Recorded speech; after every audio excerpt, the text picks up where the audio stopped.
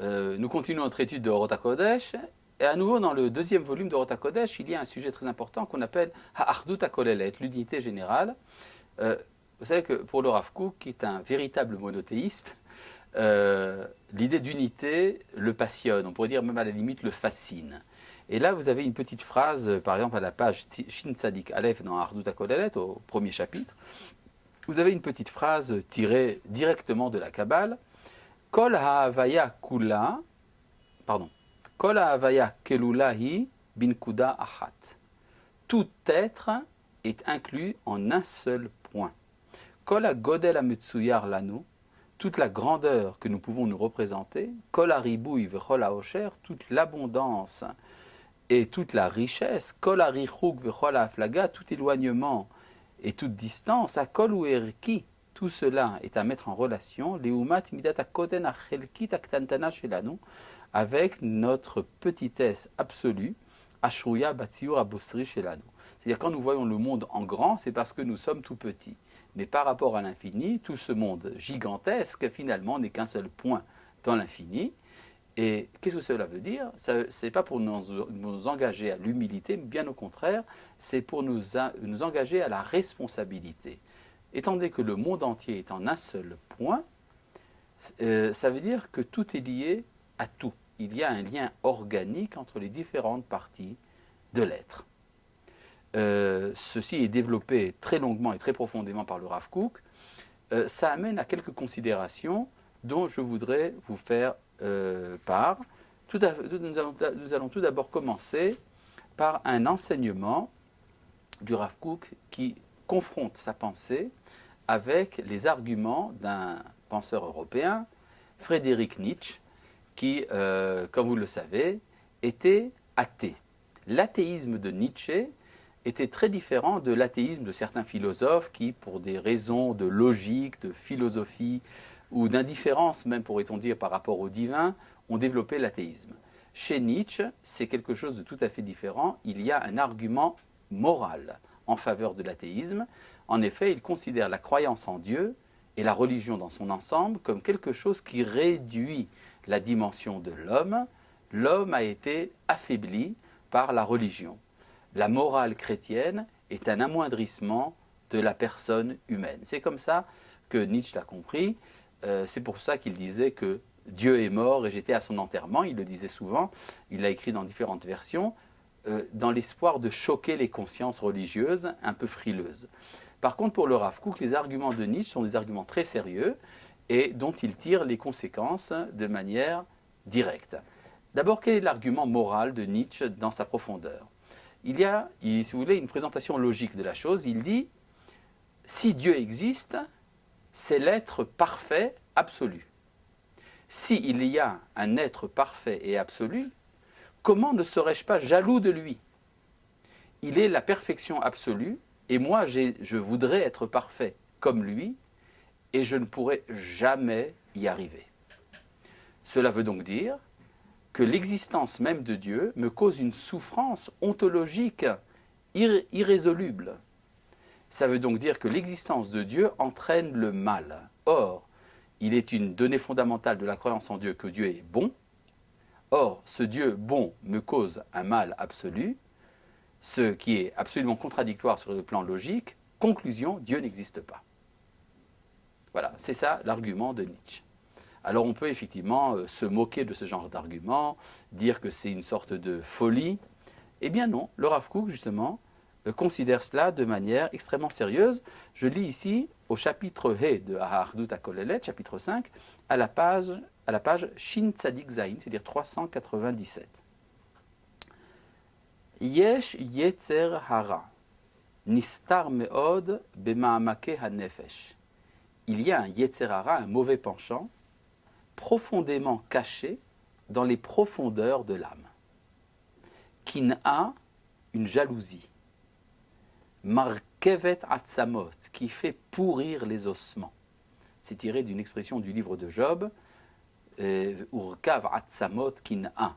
C'est le pourrissement des os que la jalousie.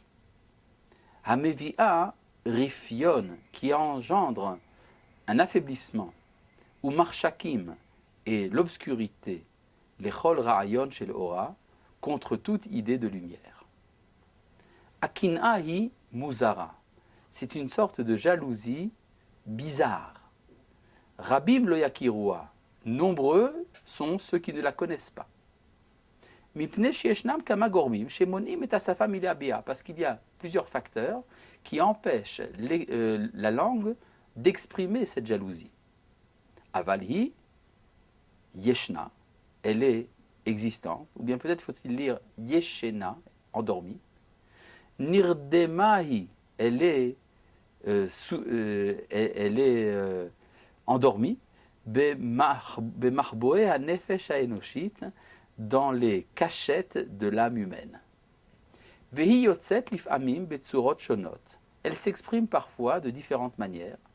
Chutz mitsurata ha'amitit, à part sa forme véritable, kedarkan shel kol atotzaot shel hakin'a, comme toutes les formes, comme le font toutes les conséquences de la jalousie, she'enan mitlabshot ki bemalbush nochri, qui se revêtent d'un vêtement étranger, venosot alehen tamid shemzar, et qui portent un nom étranger. Akin'a hamuzara hazot, cette jalousie, cette envie bizarre, hi akin'a belohim, c'est la jalousie contre Dieu. Ha'adam mekane hu belohim, l'homme est jaloux de Dieu. Al oshro ha'en sofi, à cause de son bonheur éternel. Al shlemuto ha'muchletet, à cause de sa perfection absolue. Alors vous remarquez que le Rav Kook a lu Friedrich Nietzsche. Il lisait d'ailleurs, d'après des témoignages de gens qui l'ont connu, il lisait en même temps Nietzsche et Kant, comme étant les deux extrêmes de la pensée occidentale. La logique absolue et la vitalité existentielle absolue. Kant et Nietzsche. Akina azot, cette jalousie, goremet akmimut adaat, engendre une distorsion de la pensée. Vecheshkat amarshava, l'obscurcissement de la réflexion. Timtum aserel, l'opacité de l'intelligence. Verrogez aruach, et la colère de l'esprit. Urshekol haemtsaim enam aspikim leachil et zahama, et lorsque tous les moyens ne suffisent plus à satisfaire sa colère, imesayemet bichfira muchletet, elle s'achève dans la mécréance totale, c'est-à-dire l'athéisme, כדי להסיר מהנפש הכואבת, החולת הרכה ואת העוקץ של הקנאה הדוקר נורא, afin d'ôter de l'âme souffrante, dévorée par la putréfaction, l'épine de la jalousie qui la transperce de manière terrible. Alors, que faut-il répondre à Nietzsche? En marpe le machalazo, cette maladie ne peut être guérie, ki im he'ara eliona shel dat Elohim beverur veomek higayon, que par une illumination d'une connaissance de Dieu claire et dans la profondeur de la réflexion. C'est-à-dire pour le Rav Kook, il faut prendre au sérieux les arguments de Nietzsche et y répondre. Alors nous avons ici plusieurs textes du Rav Kook à ce propos. Je dirais de manière tout d'abord, sans lire le texte, que pour le Rav Kook, la raison pour laquelle Nietzsche sent cette altérité par rapport au divin, c'est parce qu'il est purement théiste, en vérité. C'est-à-dire, pour Nietzsche, la connaissance de Dieu implique une altérité irrésoluble entre Dieu et la créature. Dieu est d'un côté, la créature de l'autre. Mais dans une vision panthéiste, dans laquelle l'homme est inclus dans le divin, eh bien, il n'y a plus de problème. La perfection de Dieu, c'est la mienne à moi aussi. Je participe du divin, et cette participation guérit la souffrance de l'altérité. Alors, pour le Rav Kook, la guérison des maladies dues au théisme, c'est justement le panthéisme. Mais le problème, comme vous le savez, c'est que le panthéisme aussi a ses maladies. Spinoza, par son panthéisme, réduit la grandeur de la divinité, l'infinité du divin. Il a abaissé Dieu à l'état de la nature, comme disait Spinoza, Deus sive natura. Quand je dis Dieu, je veux dire par là la nature. Mais dire que Dieu c'est la nature, ça veut dire aussi d'une certaine manière que Dieu n'existe pas, ou même s'il existe, qu'il est emprisonné dans les lois de la nature. Alors nous passons de Charybde dans Scylla, d'un enfer à l'autre, du théisme qui engendre la jalousie et l'athéisme chez Nietzsche, au panthéisme qui engendre finalement la disparition de la liberté divine et la liberté humaine comme conséquence de cela chez Spinoza. Alors, comment régler le problème? Eh bien, pour le Rav Kook, il faut développer un troisième terme. Il faut une pensée monothéiste orientée vers le panthéisme, libérée de ses scories. Là, je voudrais lire ici le texte dans le chapitre Vav. Teva Hadavaru, il est dans la nature des choses, Sheba Ashkafa Rigila, que la conception habituelle, Ota Haïdbonenut Elohit, cette considération du divin, Haba Meadea monothéistit, qui vient du monothéisme, Shei Ashkafa Yoter Mefursemet Gamitza Daimuna, qui est la manière la plus répandue de définir la foi, elle engendre parfois une tristesse et une faiblesse de l'âme. À cause de la faiblesse que ça engendre dans l'esprit humain, en qui lui, en tant que effet, c'est-à-dire pas une cause, mais un effet limité et faible, il est loin de la perfection divine, qui illumine de sa splendeur.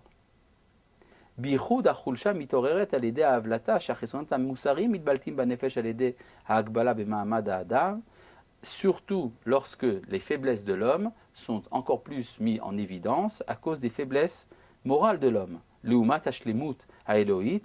Considéré par rapport à la perfection divine, du point de vue de la justice et de la morale.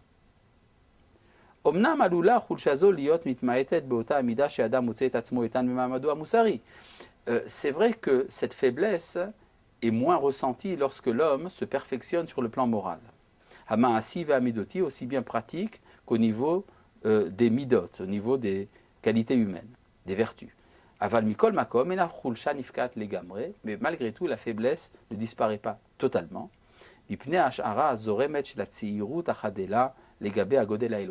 À cause du sentiment de petitesse que nous avons par rapport à la grandeur divine, qui effraie même les idées les plus larges de par son infinité. C'est-à-dire, l'infini divin, finalement, me fait peur. Il me cause le sentiment d'une impuissance, d'une petitesse. Alors que faire par rapport à cela?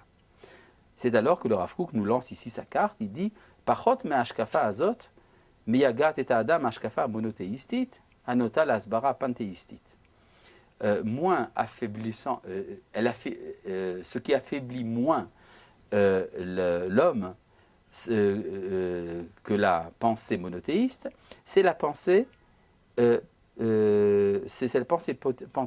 monothéiste quand elle est orientée vers le panthéisme. Lorsqu'elle se libère de ses scories.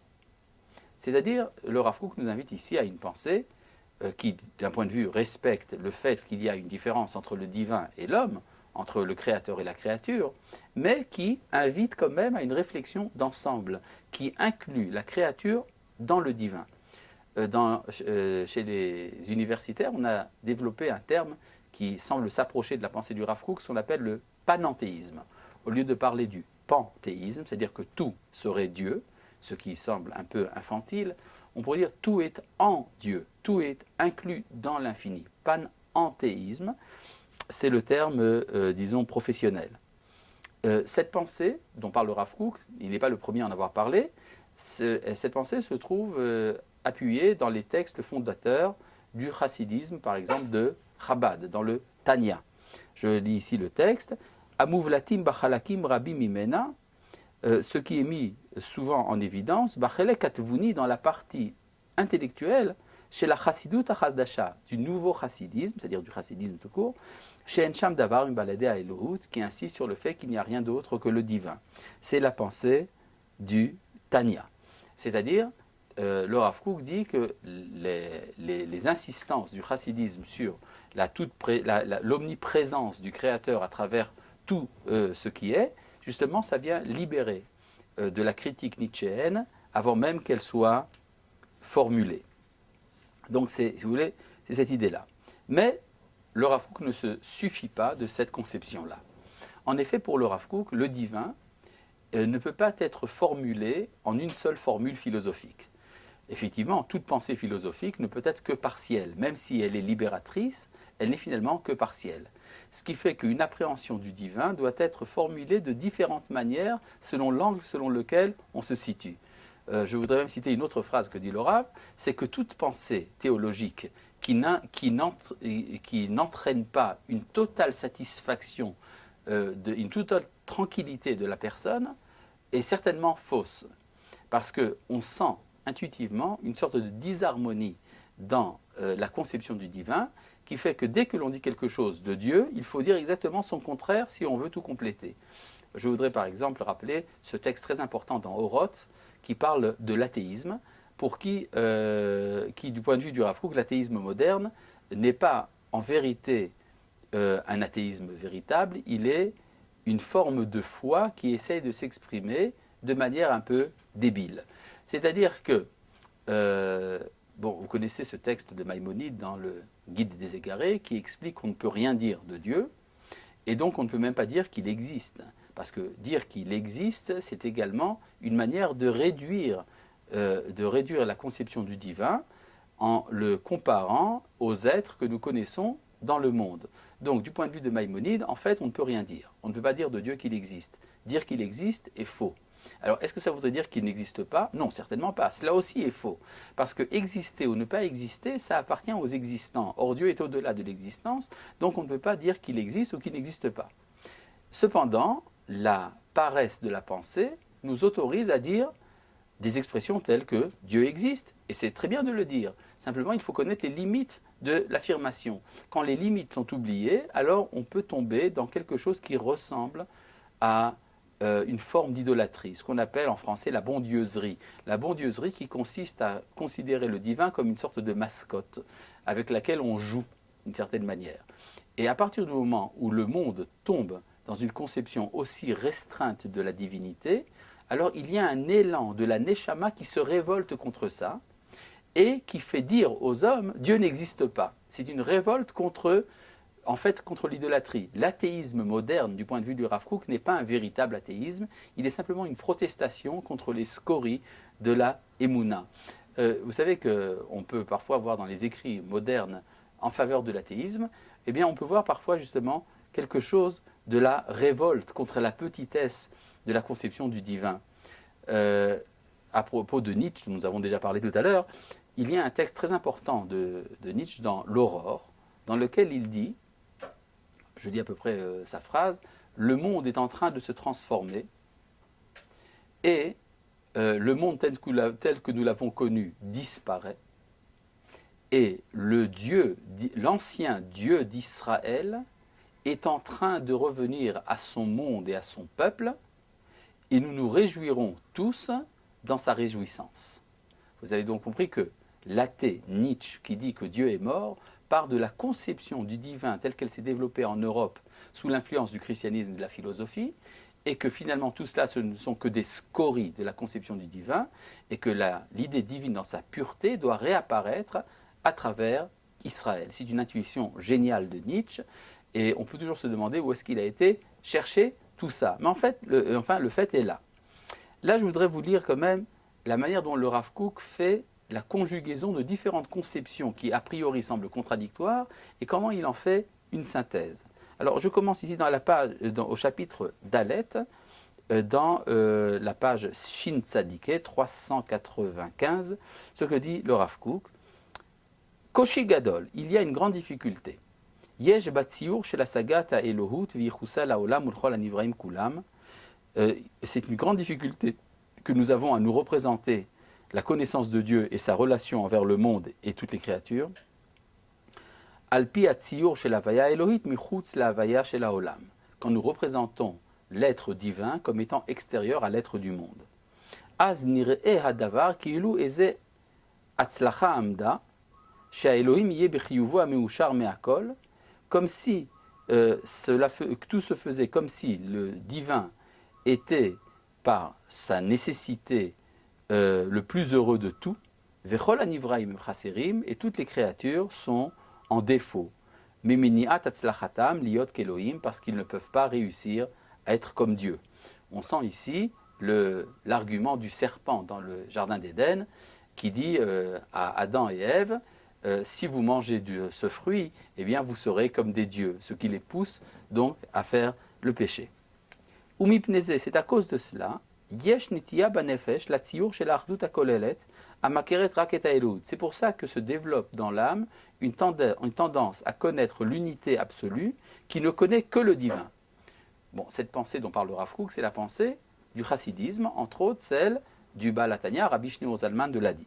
Veyodat gamken shekol gilui prati enenu inyane elohut, ki im hakol ou mekor hakol ou ma'ala misé. Et cet enseignement nous fait comprendre que le détail n'est pas le divin, mais qu'il est inclus dans la totalité du divin.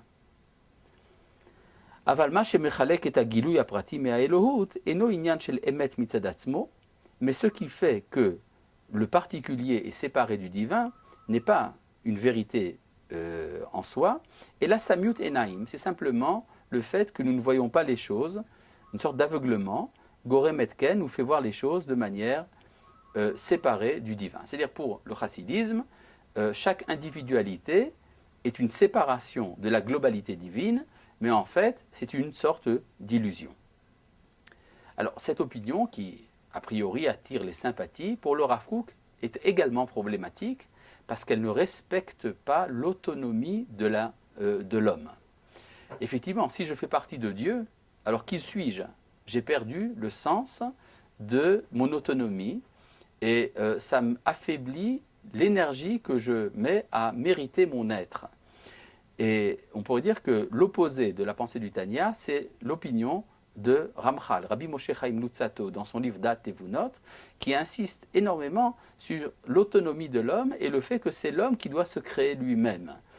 Donc, je prends ici la suite du texte. Aval gam de azo et namatima lechol yeter tnei haosher akmusim ginze alev. Cette opinion, celle du Tanya, ne satisfait pas toutes les exigences de bonheur qui se cachent dans les profondeurs du cœur. Ce qui apaise la pensée, c'est le fondement du bonheur qui se trouve dans la liberté. La justice libre totale, le bien absolu, libre, le bien absolu, c'est lui qui est nécessaire, d'une existence nécessaire. Chaque individu, chaque individu peut s'élever par sa liberté vers la source de la volonté bonne. Lorsqu'il désire le bien absolu, c'est alors qu'il peut s'unifier avec le corps du roi, expression tirée du Zohar, et c'est alors qu'il n'y aura plus de différence entre lui et son Dieu. Comme dit le prophète, c'est vos péchés qui vous séparent de votre Dieu.